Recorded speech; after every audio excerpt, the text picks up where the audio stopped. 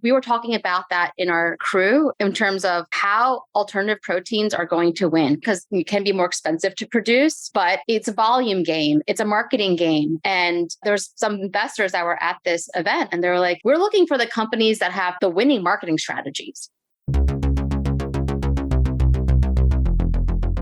Hey, Ram, how's it going? It's going. We've been really busy. There's been so much going on that we just need to talk to our listeners and tell them about all the fun things that have been happening. I think that's a good idea. Yeah. But also take a quick second to remind people about why we're doing this podcast. What is the mission of Grow Everything? And also like who we are. Why are we even doing this?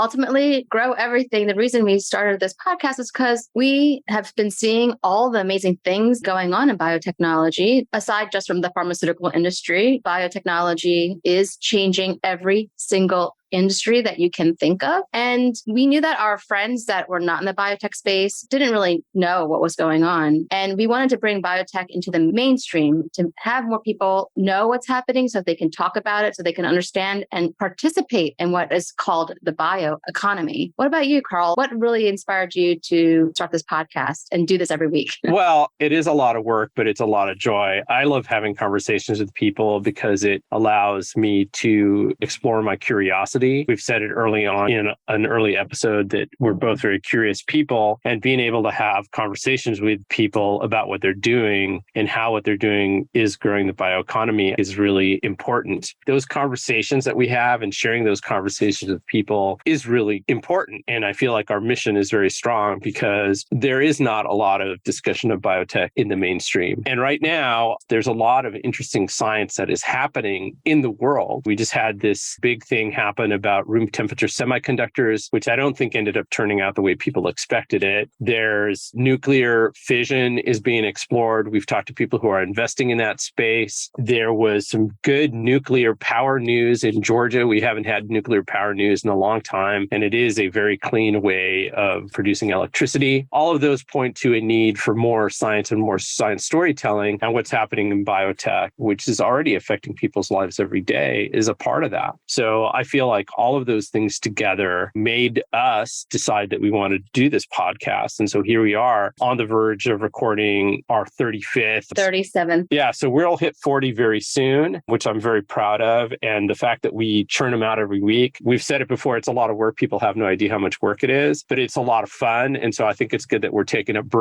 mini break to just chat to our listeners and tell you what we've got going on and how things are going. Yeah. For our listeners to learn a little bit more about why we started to Grow Everything and who we are, I recommend listening to the first episode. It is pretty funny. I listened to it the other day and I'm like, wow, we were pretty goofy, which we tend to be sometimes. You got to add a little humor. You got to make it a little interesting. And it was a short episode, if I remember right. Yeah, very it was brief. Very brief. We had a funny thing happen. So I'll leave that as a little mystery, but you'll also see how we have grown from episode 1 to now, not only from the way we speak, but also the production quality. We have a great team of people, Amplify Media, that works with us, and they've been doing a great job. I think the first episode, we did not work with them. That was just me and you trying to figure things out. So it could be a little rusty, but it's good to revisit the origin. And the other thing is that we do get out and we do teach people how to tell their life science story. And we just gave a seminar at IndieBio in New York that invited people from different organizations. IndieBio is a biotech incubator in the heart of New York City. It's right by Penn Station. But we brought in people from Merck Digital, from biolabs, and we gave a class to budding entrepreneurs on how to tell their life science story. And that is one of the underlying themes of what we're doing here on the Grow Everything podcast.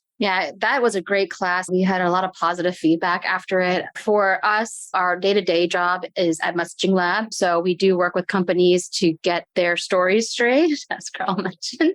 And also, what are those marketing tactics? And I personally, and I know sometimes you probably feel this way too, is that we take for granted everything that you and I have learned over the years, our decades long careers. And sometimes you just think people know, like, oh, you don't know that you should have a CRM and what that means and like how to set it up, but they don't. And it's okay. But being able to share these tips and tricks and seeing the entrepreneurs, the bulbs in their head go off, it was really great. I had founders come up to me afterwards, and I know I saw them coming up to you too, Karl, and just asking, where do I get started? Because marketing and communications is one thing. It is everything, I would say. But there's a lot that goes on in starting a company, and especially a biotech company, getting the right people, getting investors. How do you tell your story in a way that is compelling to people that might not have a scientific background? How do you share the value of why the technology you're working on is important? And how are you going to productize that technology? What are people going to touch and feel in the end? Yeah, and I think it's really important. So anybody who doesn't know what a CRM is, it's a customer relationship management tool. There are many of them out there. We happen to use HubSpot, but I've used other ones in the past. And it's just a way that businesses track who they come in contact with. It's a big database of contacts that you can keep notes on. You can show what a sales pipeline looks like. And it is one of those essential tools that we often recommend that people start using early on in a company because it's going to simplify things in the future. It's adjacent to communications. It's adjacent to storytelling. But speaking of stories, why don't we get into a couple of interesting stories that we've seen recently? Erum, you put this Union Square riot on the top of the list. We were talking about it on Saturday because apparently there was an influencer that was going to do a giveaway in New York City's Union Square, which is in Lower Manhattan. It got out of control. Yeah, he was giving away PlayStations. And I know that sometimes those are hard to come by. And there was just a lot of things that were ripe for being a riot, being in a city center. Obviously, the influencer had a large following, but it was easy for their following to get to Union Square because they're probably all living in the city or be able to take the transit there. The giveaway was very hot. The PlayStation people wanted to have the opportunity, not only to see that, but probably to also meet the influencer. I think at first, influencer was late or something. Karl, I know you read into it a little bit more, but people were getting heated. They were getting upset. The NYPD got wind of this gathering. It was unorganized. And it's funny to look at the news now because here we are, it's the Wednesday after. And today, even the headlines are like, another 13 teens were sought for attacking cop and smashing cops and attacking New York Police Department vehicles. Suspects are wanted for throwing barrels at cops during Union Square riot. The cleanup apparently could cost hundreds of thousands of dollars. This riot proves that riots have nothing to do with political grievances. This just has to do with kids being frustrated that they were unable to access this influencer and or get their PlayStation. And when we talked about it first on Saturday, right after it happened, I was talking to my 16-year-old son and his friends. They're just like, Kai Senat, he's a popular Twitch streamer. He probably had no idea this was going to happen. He's like, hey, I'm going to go to Union Square. I'm going to give away some PlayStations, and didn't expect thousands of people to show up. And as you mentioned, it's an easy place to get to. It's very central in Lower Manhattan. There's a lot of train lines that meet there. I'm just like picturing the 2, 3, and R. The F is a couple blocks away, but it's a very popular destination. Yeah, I was actually there the night before. Oh, geez. Because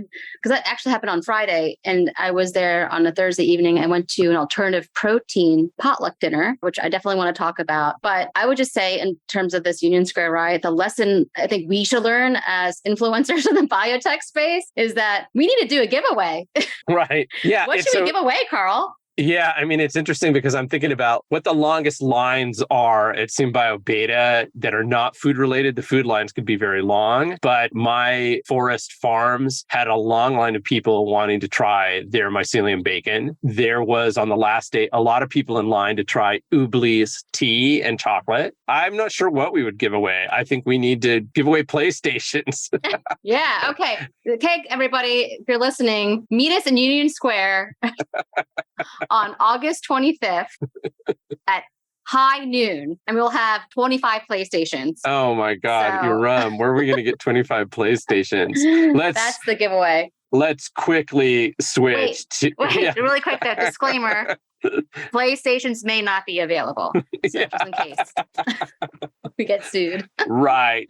Okay. Disclaimer in place. Let's talk about the alt protein meetup. Yeah, it was quite the event. Rachel Atchison, she held this potluck for people that are in the industry, whether they're biotech or in the food space. She does food policy for the mayor's office. She worked very closely with Mayor Eric Adams when he was borough president. And now she works on food policy, and she does a great job of getting people together in a way where people are comfortable. People are really talking about what's on their mind, what's going on in industry. The people that attended this event were from all over. Some were biotech, a media company that focuses on the animal agriculture industry. And I was chit-chatting with some people from there, and it was very interesting to hear some stories that they bubbled up about subsidies and farmers. And it was just very interesting. And then like what's available. So it was alternative protein focusing on plant-based foods, because right now the actual animal cell meats aren't so readily available. Maybe Upside Foods, if we get access to a box, maybe we could have brought that, but I'm sure it might be a little pricey. But there were a lot of plant-based foods. I actually picked up Bluebird is a name of a company, and they make different types of plant-based chickens. Being in Brooklyn, there's a lot of vegan options, not only in terms of restaurants. There's like a vegan pizzeria around our block. There's a vegan Ethiopian place 2 doors down on our block.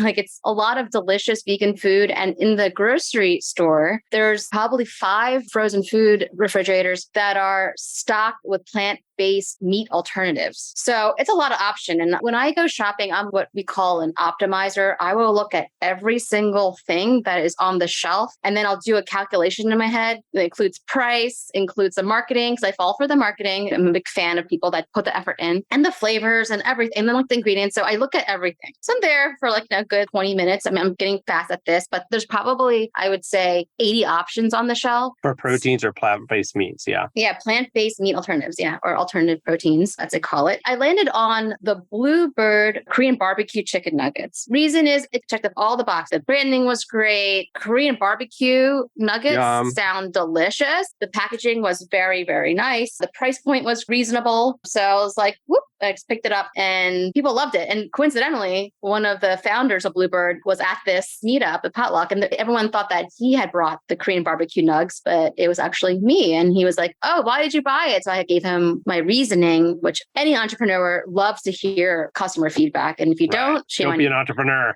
Yeah, exactly. So he really was very attentive to my whole process, and people loved it. It was like the one thing that went really fast because it had the flavors. And we were talking about that in our crew in terms of how alternative proteins are going to win, because it can be more expensive to produce, but it's a volume game. It's a marketing game. And there's some investors that were at this event, and they were like, we're looking for the companies that have the winning marketing strategies. And when I asked them which companies did they really admire, one company they mentioned was Rebellious Foods. Interesting. Because their marketing and their product market fit, like their strategy in terms of getting to market is super clear and concise. They're making nugs for millennials. It's cheap. People just want to eat chicken nuggets. Yes, it's plant-based. But by the way, even on the Blackbird packaging, it wasn't like whey protein. They didn't say anything like that. It didn't say anything with the ingredients. It just said barbecue chicken nugs. It said very thin on top, plant-based. And then the ingredients were listed in the back. But what I saw first was just a picture of the food and the marketing and the colors and like the fact that it had the name. So both Blackbird, Rebellious Foods, we're going to just make sure this is affordable for younger people that enjoy chicken nuggets. It's the form factor of chicken that everyone loves. And they're doubling down on the marketing. They're making it cool. There's a story behind it. The words that they use, it's like Liquid Death. We mentioned Liquid Death. They also have that very funny, bold messaging that people just gravitate towards. So it's that checkbox, that marketing that's really going to help this company win, because they're basically saying it's a scaling game. The more that we sell, the cheaper everything's going to be. And then the more we'll get into the market.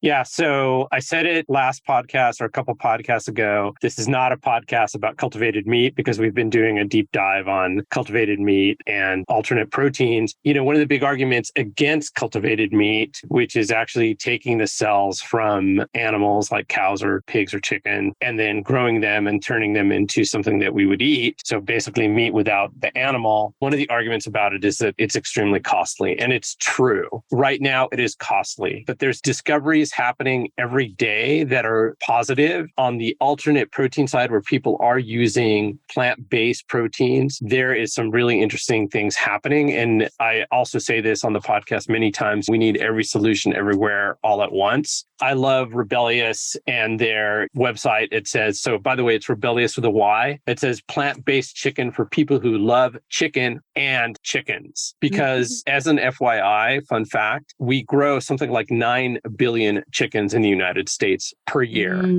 I've been reading a book called Eating Animals by Jonathan Safran Foer, and I'm just a couple chapters into it. I'm still learning a lot about these things, even though I have said that I grew up around the meat industry. My dad is a meat cutter, retired meat cutter. Just like the animal welfare side of it is just heartbreaking. There was just a New York Times piece about this last week where they talked about where does your bacon come from and the cruelty that pigs undergo. And, pigs are as smart as dogs, if not smarter. We eat a lot of pigs. We don't eat very many dogs. It's one of those things that is going into this consideration of growing different kinds of protein, where it comes from, and how do we make it cheaper so that everybody can afford it. There's a lot going on. There's a lot to unpack. We've written a newsletter that we talk about consumer acceptance. We're in the process of writing a newsletter about texture and taste. And we're looking for those places where you mentioned investors, where the gaps are, where there's interest, where investors can help make a difference in this burgeoning industry. But like I've said before, Messaging Lab is not a cultivated meat company. We work with life science companies across the board. We just happen to be writing about cultivated meat. In the future, we'll be writing about biomaterials. We'll be writing about biopharma, which is something we write a lot about. Generally, for the entrepreneurs that listen to us, we write a lot about storytelling. Yeah, we're not a cultivated meat podcast, but I wanted to point out a couple of things too in terms of our food habits and cultivated meat, because biotech has traditionally focused and made lots of money in the biopharma space, where you're being injected with some substance in order to make you healthy. But food is also a substance that you're consuming that should be making you healthy, and it's helping us grow. We're growing everything. We're growing ourselves. This idea of cultivated foods, whether it's cultivated plant-based foods, anytime we say cultivated, a lot of times that's linked to the process of fermentation and growing cells, then those cells then making some type of product at the end. And then there's just plant-based food. Sometimes that's just more of a process of grinding and making some type of formula. So there's different types. It depends. A lot of the plant-based foods might not necessarily be as expensive. That's why you see Beyond Foods and Impossible Foods on the shelves already, and you don't see animal cell protein on the shelves because it's still very expensive. But Upside Foods is one of the first to get it out there. I don't think it's out there yet. I think they just have the green lights to put it out there. But I just think that the functional food is just very interesting how our habits are going to change. I mean, if we're going to be eating alternative proteins, there could be more benefits when it comes to how they're made. We will talk about a company that we're starting to work with closely. It's looking to add more nutrients and flavor, as Karl mentioned, with deep diving into texture and flavor. But think about eating a cultivated beef that has omega-3 fatty acids in it and other things like antioxidants and things that now beef is good for you. That is what's possible with the cultivated food world. I think that's one side of it. There's also this other trend, something that we talked about at this potluck,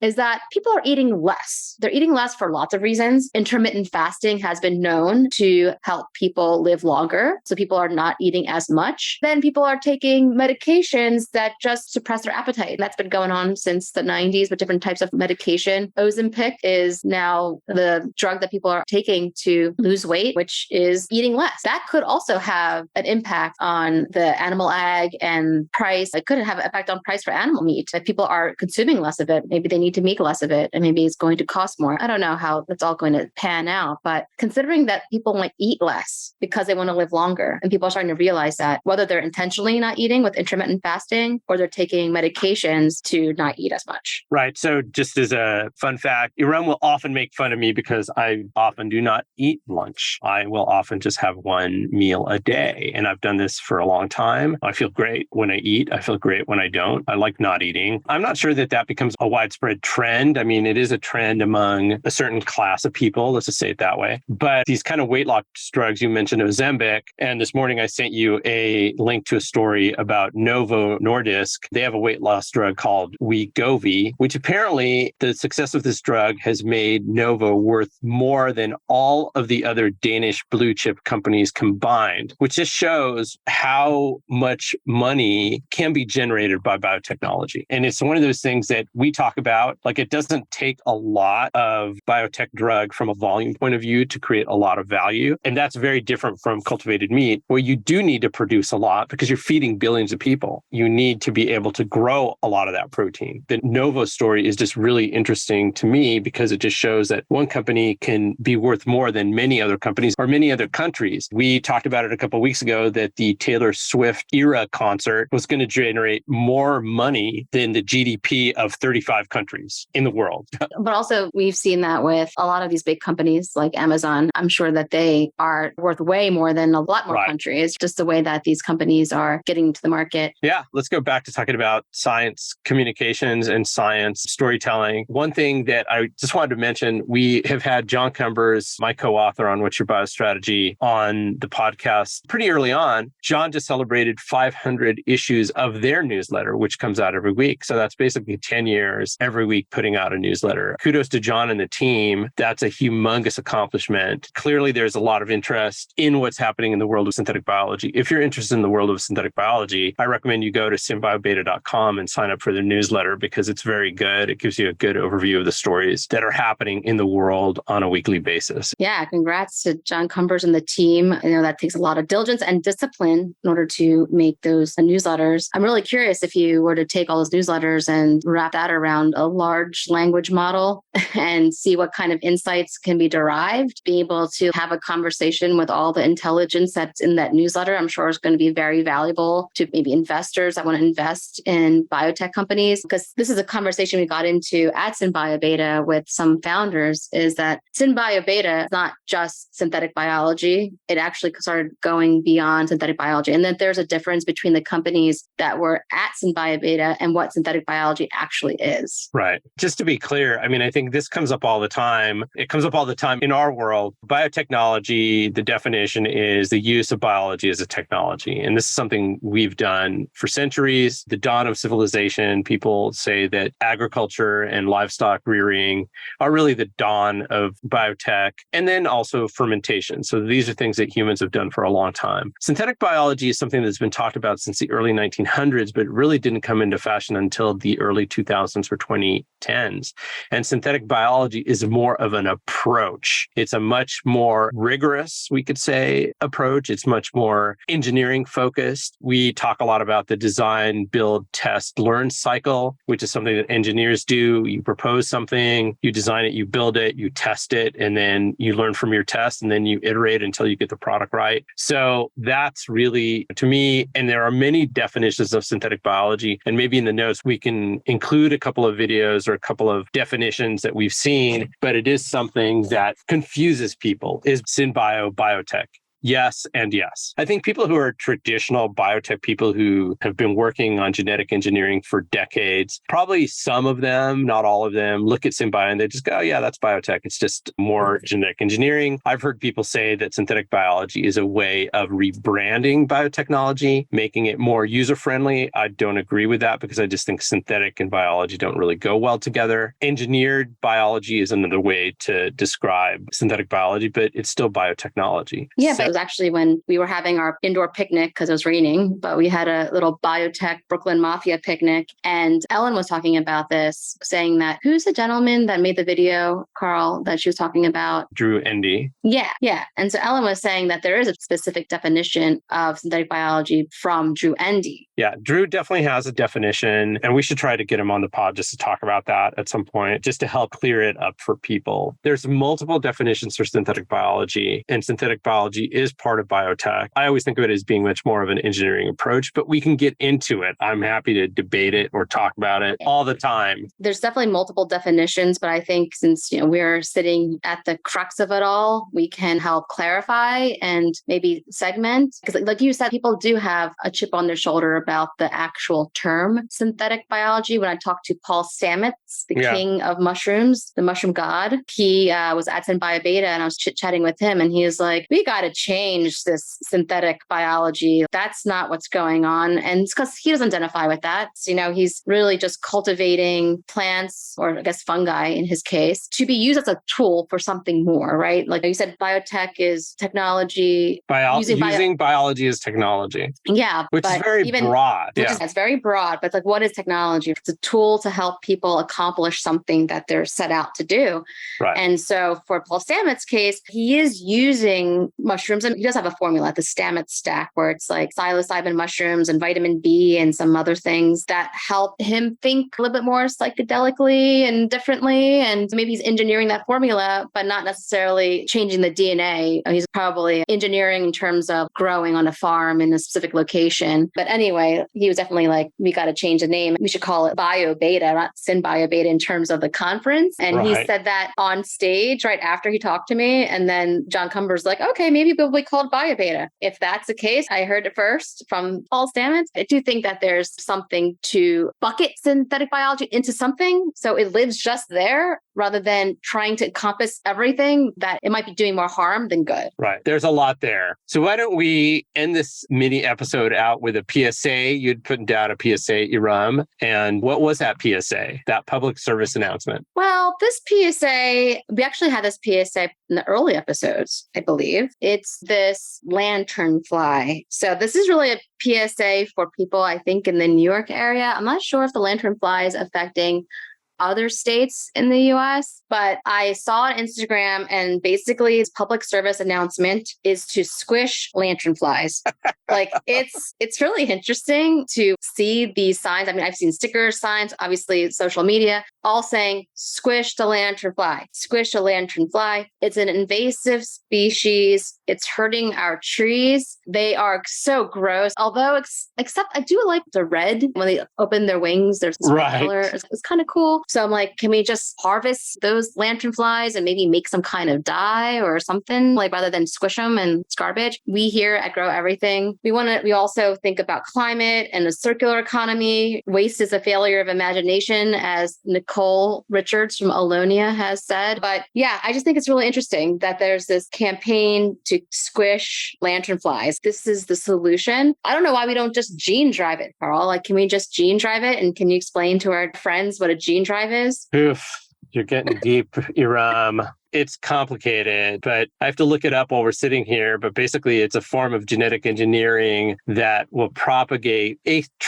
specific trait through a population. In the case of the lanternfly, you might breed some lanternflies that have a trait so that the males are sterile, so that all males that breed would pass that gene on to the next generation. This idea of gene drives is a bit controversial. It's being tested, I believe, in Nantucket because they have a big problem. Maybe it's with Lyme disease. This idea of being able to take out a population of insects is controversial because you don't know what the unintended consequences are. There are tests ongoing in multiple locations around the world where they're taking mosquitoes out because mosquitoes are harbingers of many diseases. Potentially taking the mosquitoes out of the ecosystem could prevent those diseases from happening. But you don't know who's feeding on the mosquitoes. I know spiders eat mosquitoes. I've had some bad experiences with mosquitoes this year in the Adirondacks. It's been raining a lot. Yesterday, I went on a very brief hike. The mosquitoes were so bad, I was wearing insect netting and they still got me. My whole face was swollen. And then I took some Zyrtec, which supposedly has no side effects, but made me pretty loopy.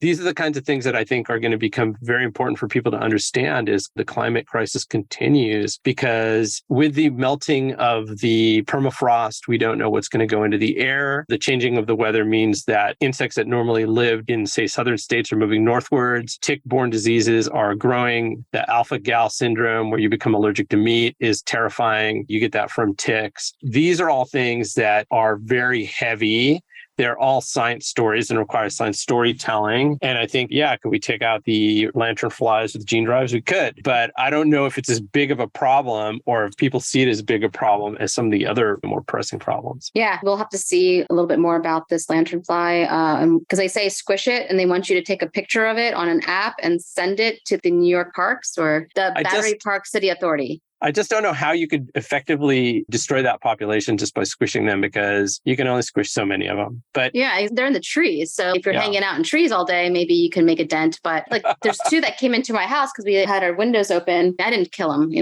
I just, I don't want to squish and get lanternfly guts everywhere. But to segue into saying goodbye, but also saying we have a great episode that is aligned with this idea of ecosystems and why populations are important. Historically, when populations have been swept away, for example, the passenger pigeon, there used to be billions of them in the Northeast back in the day before people came over and colonized North America. But then they were all taken out and that had consequences. But can we bring them back? So our next episode is with Ben Novak from Revive and Restore. And their whole mission is to revive extinct species, but also save endangered species and how to leverage all solutions, not just genetics, not just the Jurassic Park methodology, but many different types of methodologies in order to save our species and ultimately our planet. So definitely stay tuned. Listen next week. That's going to be a treat. All right. So let's close it out. I think that's the pod. I think we want to remind everyone, we do have a hotline now, the Grow Everything hotline. If you have a burning question or a comment, you can always email us. But if you want to leave a message, leave a recommendation for a guest to interview, or you have some comments, you can call 804-505-5553. Again, that's 804-505-5553. Phone charges may apply. I think we're supposed to say that. And we do have also a Patreon page. Patreon helps us pay for the production costs of this podcast. So if you're interested, visit the Grow Everything page at messaginglab.com. Yep. It'll all be in the show notes. So even this phone number, you can just go in the show notes, click on the phone number, save it as Grow Everything, and text us because we also receive text messages. So if you want to just get something off your mind, related to biotech, related to messaging, related to whatever, you just needed to tell someone something, let us know. And if you do leave a voice message, we may play it on the air. So if you want to get some airtime, leave us something interesting. Right. All right. That's awesome. We will talk to you soon. See you later.